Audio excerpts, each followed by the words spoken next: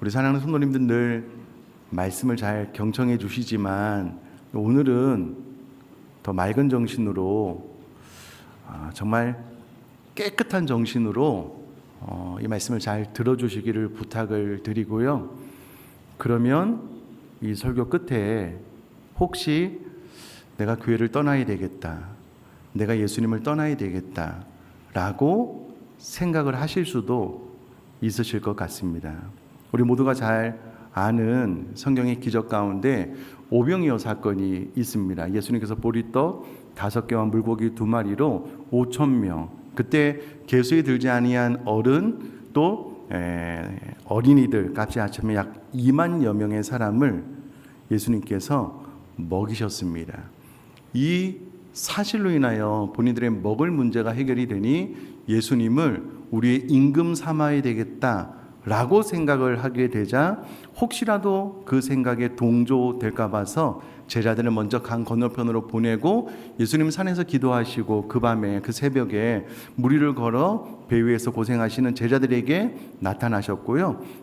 가버나움으로 건너가게 되십니다. 그런데 그 오병이어의 사건을 체험한 많은 사람들이 가버나움까지 따라오게 되었습니다. 그래서 예수님은 회당에서 본인이 생명의 떡이심을 밝히셨습니다. 그리고 본인을 통하여 영생을 얻게 될 것도 말씀하셨습니다.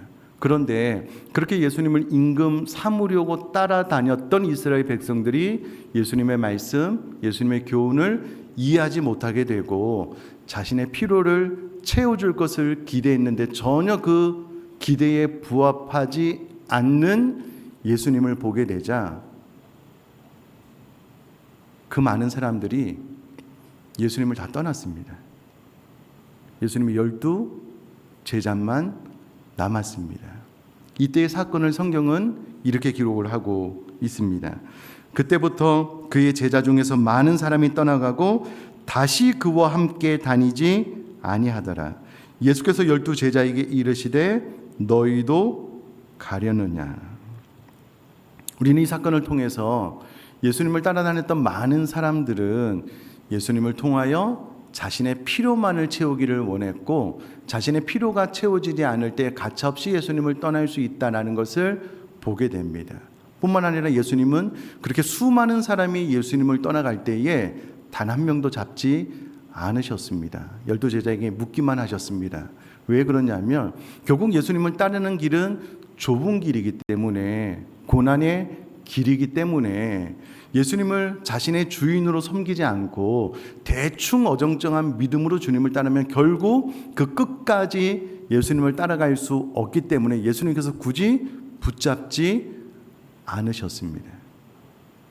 여러분, 예수님께서 본인을 생명의 떡이다라고 말씀하시면서 그들에게 영생을 주시려고 하셨던 말씀도 그들이 이해하지 못하고 12 제자만 남겨놓고 다 예수님을 떠났잖아요.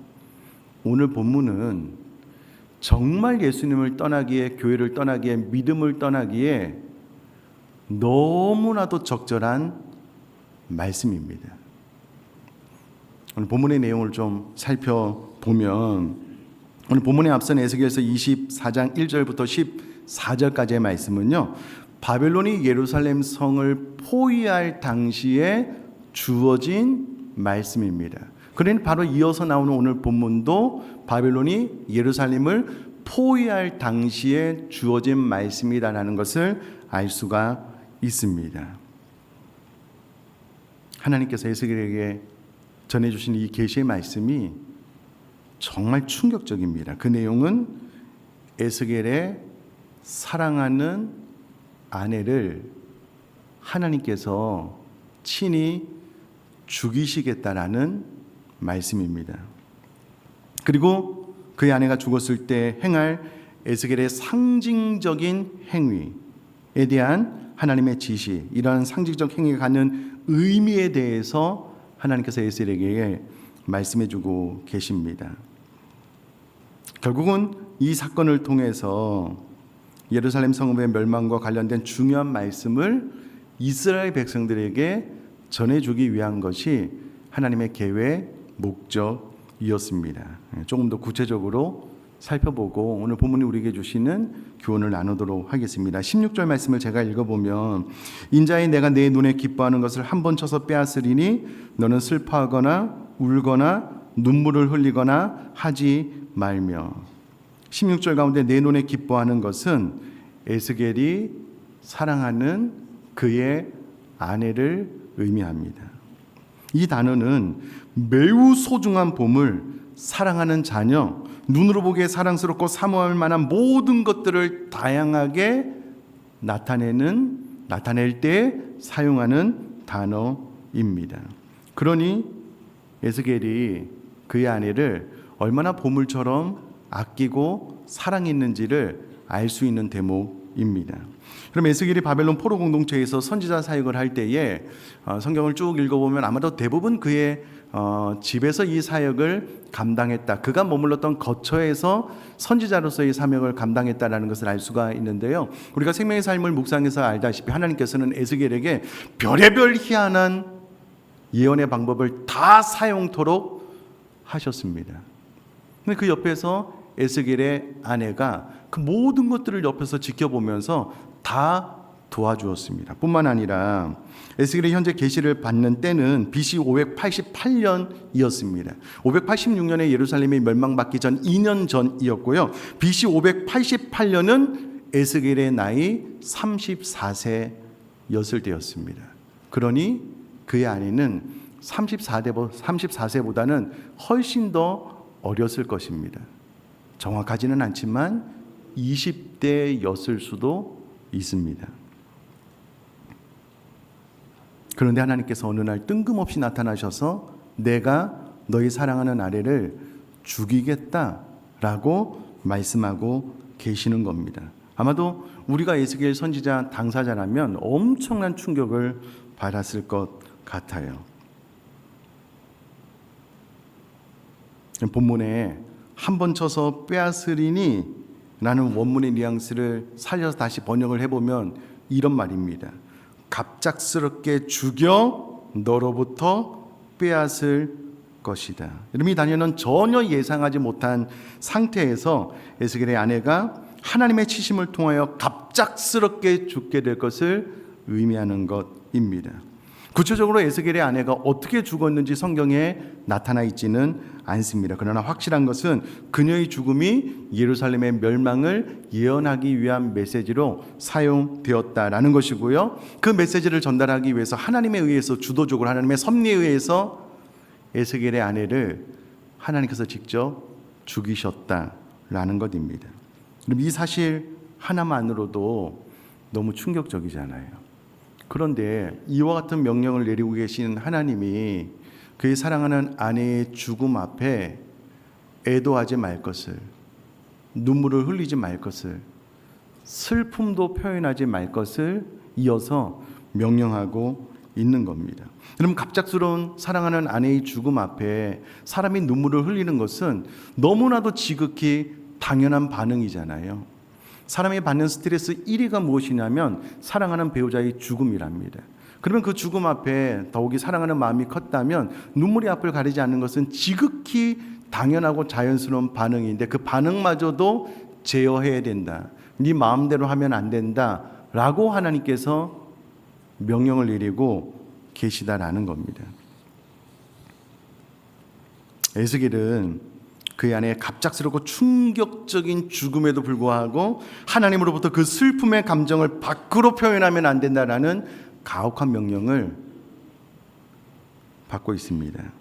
여러분, 16절부터 17절까지 절대 금지의 의미를 강조하는 로가 이끄는 금지 어구가 무려 6번이나 사용되고 있습니다. 이는 에스겔의 슬픔의 표현을 극단적으로 막고 있는 제어해야 된다라는 하나님의 메시지가 강력하게 전달이 되고 있는 것입니다.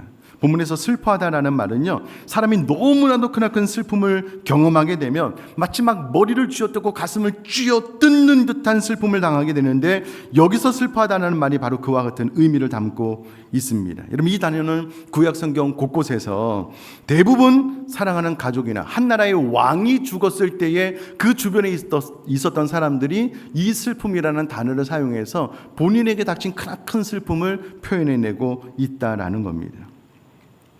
그러나 에스겔은 하나님의 금지 명령으로 이러한 애곡마저도 하면 안 된다라는 강요를 받고 있는 겁니다. 또한 울다라는 말은요, 이 감당하기 어려운 심적 고통에 압도당하여서 대성통곡하거나 사랑하는 사람의 죽음을 보면서 크게 애곡하는 것을 의미하였는데, 어찌되었든 이와 같은 슬픈 감정을 드러내면 안 된다라고 명령을 하고 계십니다. 17절, 죽은 자들을 위하여 슬퍼하지 말고 조용히 탄식하며 수건으로 머리를 동이고 발에 신을 신고 입술을 가리지 말고 사람의 초상집에서 먹는 음식물을 먹지 말라 하신지라. 우선에 이게 제대로 된 번역인가 라고 의아스러운 것은, 죽은 자들을 위하여 슬퍼하지 말고, 에스겔의 아내가 둘이었나? 그렇지 않습니다. 에스겔의 아내는 한 명이었습니다. 그런데 왜 죽은 자들이라고 표현을 하냐면, 이때 당시에 사람들이 죽고 나면 많은 사람들이 슬픔을 가지고 그 슬픔을 표현하는데, 죽은 자들을 위하여 슬퍼하지 말라라는 것은 통상적으로 사람이 죽고 나면 사람들이 슬퍼하는 방식으로 네가 슬퍼하지 말 것에 대한 말씀입니다.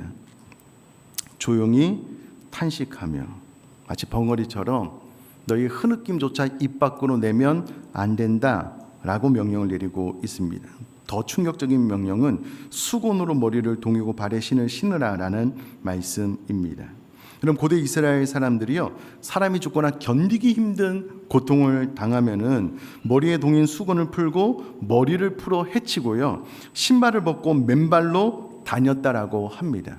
근데 그와 같은 슬픔 행동을 하지 말 것을 명령하고 있다라는 겁니다. 여러분, 이게 좀 오해가 될 수 있는 대목인데요. 그럼 우리나라에서는 수건을 머리에 쓰고 다닙니까? 안 쓰고 다닙니까? 안 쓰고 다니잖아요. 그럼 머리에 수건을 쓰는 경우는 어느 경우가요? 머리에 수건을 쓰는 경우. 네. 저 같은 경우에는 찜질방 가니까 사람들이 머리에 양머리를 하고 수건을 쓰고 다니더라고요.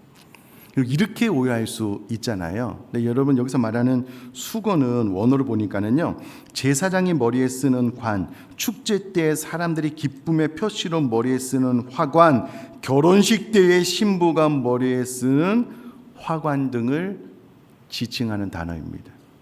대부분 사람이 죽으면 이와 같은 관을 다 벗어 던지고 머리를 풀어 헤치고 죽은 사람에 대해서 애도를 하게 되는데, 오히려 이와 같은 관을 쓰래요. 아니, 슬픔을 금하고 흐느끼는 목소리조차 내지 말라고 명령한 것은 어떻게 감정을 제어하면 되겠는데, 여러분, 이것은 너무나도 충격적이잖아요. 사랑하는 아내가 죽었는데 슬픔을 표현하지 말 것을 명령하는 것은 둘째치고, 아예 머리에 그와 같은 결혼식 때 신부가 쓰고 들어가는 화관과 같은 그런 관을 쓸 것을 명령하고 있다라는 겁니다. 사람의 초상집에서 먹는 음식을 먹지 말라. 이때 당시에는 사람이 죽으면, 오늘날은 초상집에서 음식을 제공했지만, 이때 당시에는 주변의 사람들이, 그 죽음을 직면한 사람들이 너무 큰 슬픔에 잠겨 있으니 본인들이 음식을 갖고 와서 상주들에게 음식을 제공했거든요. 그러니까 그와 같은 음식을 먹지 말 것에 대해서 하나님께서 명령을 하고 계신다라는 겁니다. 너무나도 큰 충격을 당하였음에도 불구하고 하나님은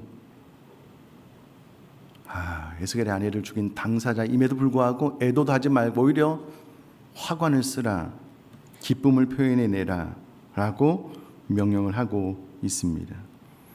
그럼 16절 17절에 진술되어 있는 상식 밖의 행위를 하나님께서 명령하신 이유는 이 예루살렘의 멸망에 대한 교훈을 주기 위함이었는데, 예루살렘의 멸망은 마치 에스겔의 아내가 뜻하지 않게 갑작스럽게 죽은 것처럼 너희들에게 갑작스럽게 닥치게 될 건데, 마치 슬퍼할 겨를도 없이 너희 나라의 멸망을 보게 될 것에 대한 예언을 하기 위해서 하나님께서 굳이 에스겔의 아내를 죽이고 있다라는 겁니다.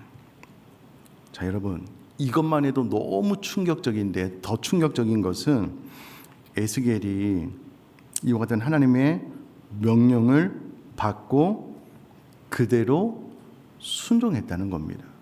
마치 과거에 하나님께서 아브라함에게 네가 사랑하는 독자 이삭을 나에게 바쳐라 라고 명령했을 때에, 아브라함이 전혀 누구와도 상의하지 않고 바로 그 명령을 받아서 그의 사랑하는 이삭을 모리아산에서 하나님 앞에 번제로 드리려고 했던 것처럼 에스겔도 지금 이 명령을 그대로 순종하고 있다라는 겁니다. 18절 말씀 읽어보면은요, 내가 아침에 백성에게 말하였더니 저녁에 내 아내가 죽었으므로 아침에 내가 받은 명령대로 행하매. 일단 하나님께서 이 계시의 말씀을 에스겔에게 주었기 때문에 에스겔이 내가 아침에 백성에게 말했다라고 기록이 되어져 있는데요, 여기서 말했다라는 것은 에스겔의 공식적인 입장을 표현했다라는 것이고요, 아마 추측컨대 본인이 공식적인 입장을 이렇게 내기 위해서는 이스라엘 백성들 가운데 대표를 불렀던 것 같아요. 대표되는 이들을 불러서 하나님께서 지금 나에게 이런 계시의 말씀을 주셨는데 하나님께서 내 아내를 죽인다고 하시더라 라는 것을 공식적으로 이스라엘 백성들의 대표에게 전했던 것 같아요. 그런데 전하고 난 바로 그날 저녁에 에스겔의 아내가 죽은 거예요. 그래서 내가 받은 명령대로 행한 거예요.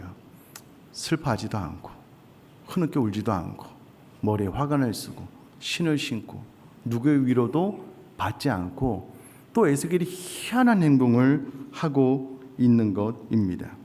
그러니 여러분, 이스라엘 백성들이 너무 이상하잖아요. 너무 이상하잖아요. 아니, 아침에 하나님께서 자신의 아내를 죽이겠다고 말씀했다라고 본인에게 이스라엘 백성들의 대표들에게 전달을 했는데 바로 에스겔의 아내가 죽은 거예요. 아니, 그러면 그의 아내가 죽었으면 당연히 슬픔 가운데 이 초상을 치러야 되는데 전혀 그런 모습이 보이지 않는 거예요. 희한해도 너무 희한한 거예요. 그래서 이스라엘 백성들이 에스겔에게 찾아와서 묻는 거예요. 왜 네가 이와 같은 행동을 하느냐? 우리에게 알려달라. 여러분, 놀라운 것은요, 지금 에스겔의 여러 가지 상징적인 행동을 통하여 하나님의 뜻을 전했습니다. 그런데 완악하고 패역한 이스라엘 백성들이 하나님의 뜻을 듣지 않았거든요. 그런데 에스겔의 아내가 죽고 에스겔이 희한한 행동을 하자 너무 궁금해서 묻지 않을 수가 없는 거예요. 그래서 에스겔에게 묻는 겁니다. 그래서 에스겔은 본인에게 말씀하신 하나님의 뜻, 이 본인의 상징적인 이 행동의 의미를 이스라엘 백성들에게 잘 설명을 해 주었습니다. 자, 그렇다면 정말 중요한 질문입니다. 하나님은 이 본문을 통해서 우리에게 무엇을 말씀하고 싶으신가? 라는 부분입니다. 우리는 본문을 통해서 우리들의 신앙생활에 어떤 부분을 점검해야 되는가라는 겁니다. 아니, 오병이의 기적 이후에 예수님께서 그들에게 뭐 대단한 건 요구하지도 않으셨습니다. 내가 생명의 떡이다, 나로 말미암아 영생을 얻게 될 것이다 라는 메시지를 전했는데 그들이 알아듣지 못해서 다 떠났다니까는요. 12제자만 남았습니다. 근데 아니, 그런 이스라엘 백성들에게 하나님께서 너희가 나를 잘 믿고 따르는 에스겔 선지자의 아내를 내가 죽일 거야, 그런데 슬퍼하지도 않아야 돼, 그럼 이런 메시지를 선포했다라고 하면 12제자도 떠나가지 않았을까요? 오늘 이 설교를 이 강단에서 하고 있는 겁니다. 정말 이 설교를 액면 그대로 정확하게 제대로 듣고 이해를 하신 분들은 머릿속에 혼란이 와야 돼요. 이야, 이분이 하나님 맞나? 이분이 나에게 이런 것을 요구하면 나는 어떻게 해야 되지? 고민하고 갈등이 일어날 수 있는 본문이잖아요. 일단 저를 포함한 우리 모두가 이와 같은 본문을 접할 때에 하나님께서 이렇게까지 하신다고? 라는 불편한 질문이 생겼으면 좋겠습니다. 그렇게 생각을 합니다.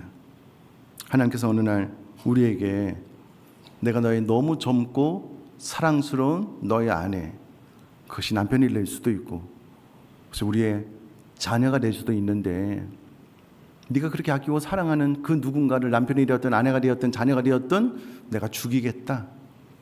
이 세상 사람들이 내가 아무리 복음을 증거해도 알아듣지 못하니 너의 죽음을 통하여 너의 사랑하는 그 무엇인가를 내가 죽임을 통하여 그들에게 나의 메시지를 좀 전해야 되겠다라고 말씀을 하신다면 여러분, 적어도 우리는 네, 감사합니다, 아멘, 이렇게는 받지 않으셨으면 좋겠습니다.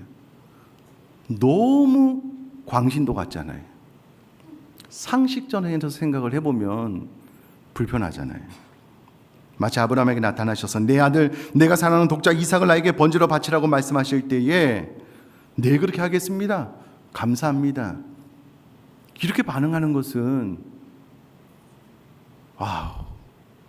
너무 인간적이지 않잖아요.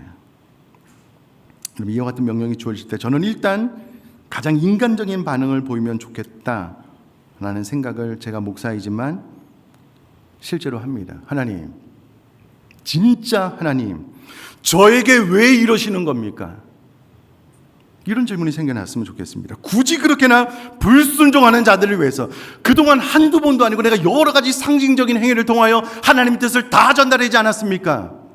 그런 사람들을 위하여 굳이 제 사랑하는 아내를 죽이시면서까지 하나님의 뜻을 전할 필요가 있겠습니까? 나면 모르겠는데 하나님, 그거는 아니지 않습니까? 하나님, 이렇게까지 하셔야 됩니까?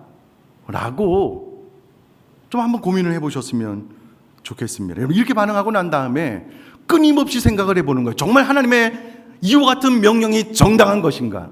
오늘날 이와 같은 명령이 나에게 주어졌다면 나는 아멘으로 따를 것인가? 이게 합리적인가? 이게 논리적인가? 이게 과연 바른 것인가?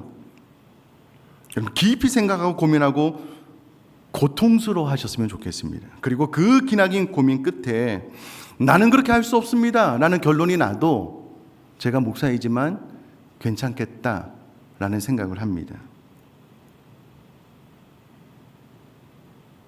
그렇게 하고 난 이후에 이건 아무리 생각해도 논리적으로 맞지 않고 아무리 생각해도 이거는 사랑의 하나님도 아니고 내가 하나님을 위하여 순종만 했는데 이제는 가장 사랑하는 그 무엇을 하나님께서 직접 빼앗아가, 그것도 내가 그렇게 마음 다해서 복음을 전거했는데 돌이키지 않는 그들을 살리기 위해서 나의 가장 사랑하는 그 무엇을 안 될 일입니다. 수많은 고민과 갈등을 하고 난 이후에 여러분, 우리들의 시선이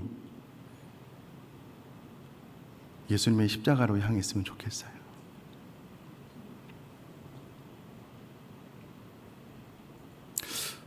제가 설교 준비를 하면서 목양실에 앉아서 컴퓨터 타이핑을 치고 있는데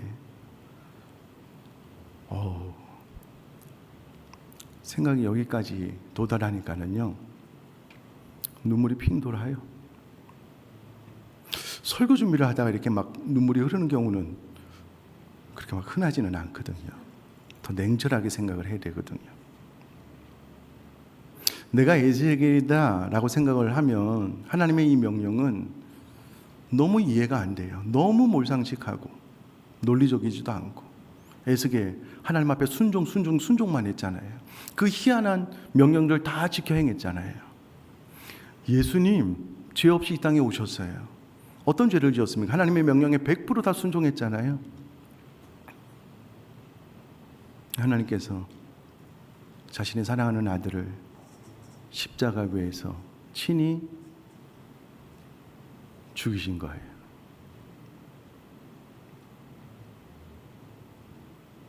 하나님께서 그렇게 많은 선지자들을 통하여 강단을 통하여 하나님 뜻을 전했지만 이해하지 못하니 알아들을 수 없으니 하나님께서 자신의 아들을 갈보리 언덕에서 죽이시면서까지 우리를 살리시기를 원하신 거죠. 그러니 여러분, 하나님이 이해가 되지 않는 이와 같은 명령을 끝까지 반항하고 난 이후에 우리들의 시선이 갈보리 언덕 십자가로 향하게 되면